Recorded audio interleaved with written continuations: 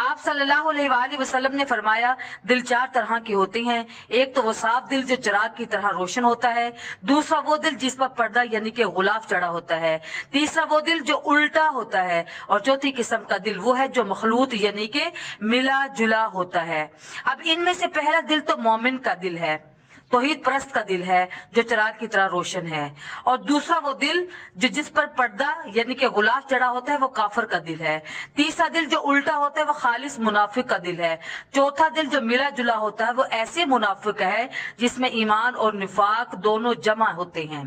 اب غور کریں کہ اہل ایمان کا تذکرہ سورہ بقرہ کی شروع میں 5 آیتوں میں اللہ تعالیٰ نے بیان فرما دیا اور کافر کا ذکر اگلی 2 آیتوں میں فرما دیا۔ اس کے بعد آخر کیا وجہ ہے کہ اہل نفاق کا تذکرہ تقریباً 14-15 آیتوں میں کیا گیا ہے؟ اس کی وجہ یہ ہے کہ اہل ایمان کا ایمان واضح ہوتا ہے، اہل کفر کا کفر واضح ہوتا ہے، لیکن اہل نفاق کا نفاق واضح نہیں ہوتا، اس لیے اس سے اتنا ہی ہوشیار رہنا چاہیے اور ہمارے لیے غور کرنے کا مقام ہے۔ آئیے دیکھیں کہ ہمارا دل کون سے والے کیٹیگری میں شامل ہوتا ہے، یہ حدیث کی روشنی میں ہمارا دل کون سا دل ہے۔ اللہ سے دعا کرتے ہیں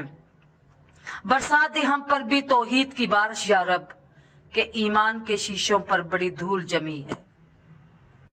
حضرت ابو ذر غفاری رضی اللہ تعالیٰ عنہ سے روایت ہے کہ رسول اللہ صلی اللہ علیہ وآلہ وسلم نے ارشاد فرمایا وہ شخص کامیاب اور بامراد ہوا جس کے دل کو اللہ نے ایمان کے لیے خالص کر دیا اور اس کے قلب کو صحیح و سالم بنایا، یعنی جس کے دل کو ایسا صاف ایمان و یقین نصیب فرمایا جس میں شک یا نفاق کی کوئی آمیزش اور کوئی گنجائش نہیں، اور حسد و کینہ جیسے باطنی امراض سے بھی اس کے دل کو پاک کر کے سلیم بنایا، اور اس کی زبان کو سچائی اور اس کے نفس کو اطمینان عطا فرمایا، یعنی اس کے نفس کو ایسا کر دیا کہ اللہ کی یاد سے اس کی مرضیات سے اس کو چین و اطمینان ملتا ہے، اور اس کی طبیعت کو سیدھا اور درست کر دیا کہ وہ برائی کی طرف نہیں چلتی، اور اس کے کان کو سننے والا اور آنکھ کو دیکھنے والا بنایا کہ وہ حق باتوں کو اور اللہ کی نشانیوں کو سنتے ہیں اور دیکھتے ہیں اور نصیحت و عبرت حاصل کرتے ہیں۔ پس کان تو مثل کیف کے ہیں کہ باتیں اس کے راستے سے دل میں اس طرح جاتی ہیں جس طرح بوتل یا شیشی میں کوئی چیز کیف کے ذریعہ جاتی ہے،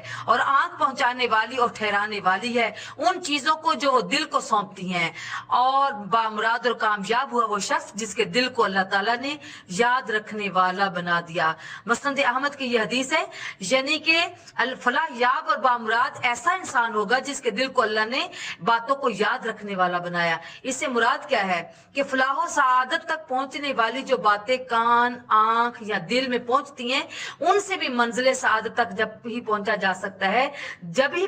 سکتا ہے جبکہ دل ان کو محفوظ رکھے اور ان سے برابر کام لیتا رہے۔ اس لیے انسان کی سعادت اور خوشبختی کی آخری اور سب سے اہم شرط یہ ہے کہ دل اپنا فریضہ اور اپنا وظیفہ ٹھیک ٹھیک یاد رکھے اور اس کو سر انجام دیتا رہے۔